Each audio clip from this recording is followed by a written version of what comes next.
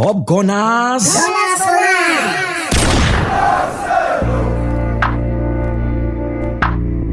Well, Mikel Arteta blaming the ball for a 2-0 loss in the Carabao Cup semi-final. Really? I can't even begin to describe how ridiculous this sounds. Arsenal, a team built on trust, the process, and tactical depth, is now deflecting with excuses about match balls. It's almost laughable. Newcastle came to our house, played their game and outclassed us. And somehow, the ball's flight and grip are the villains here.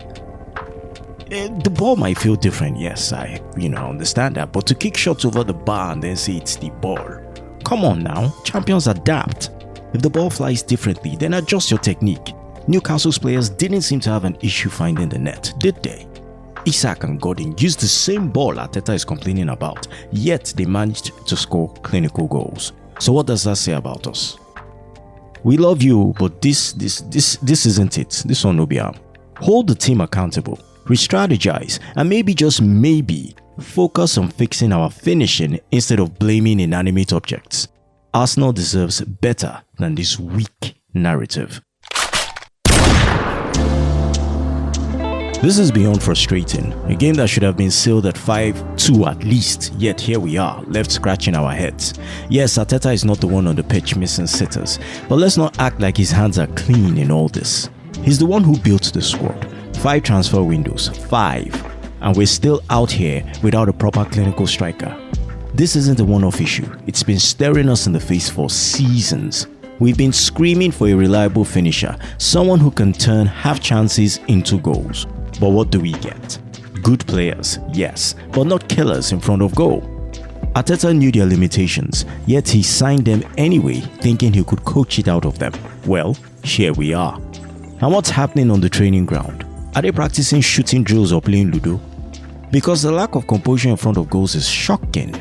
Week in, week out, we're seeing the same frustrating patterns, the same inability to put teams to the sword, the same mental lapses when it matters most. The fans are tired. The Emirates crowd wants to roar, but the team gives them nothing to hold on to. There's no spark, no urgency.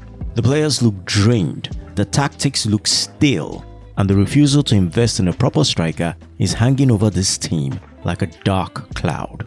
Yes, we know the coach cannot put the ball in the net himself, but he's responsible for the squad he builds and the mentality he instills. Arteta has had time, money and control, yet we're still struggling with the basics. It's no longer about potential, it's about accountability.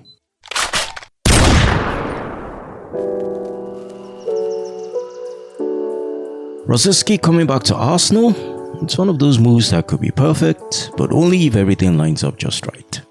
Something is exciting about the idea of someone with his Arsenal history stepping into a sporting director role, but make we no get ahead of ourselves.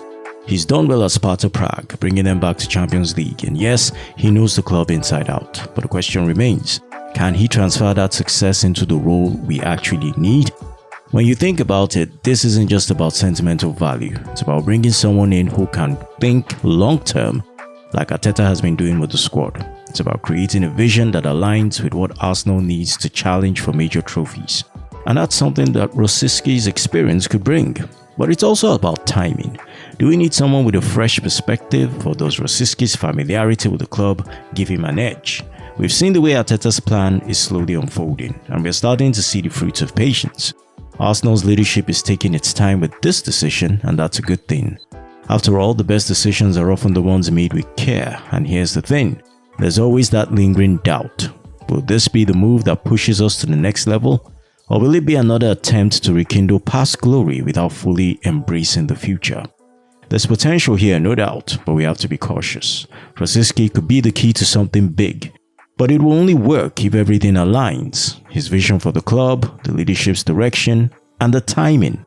If it does, we could see a solid foundation for Arsenal to build on for years to come. But let's not rush it. Let's wait and see.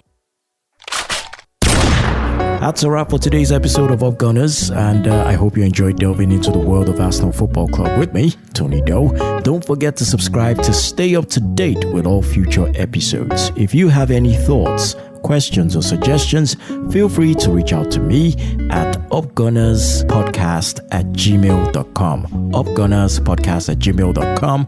I'm active on Twitter as well at upgunnersng, active on Facebook at upgunnersng. We're also on Instagram at upgunnersng. Until next time, keep the gunner spirit alive, and remember, Up Gunners!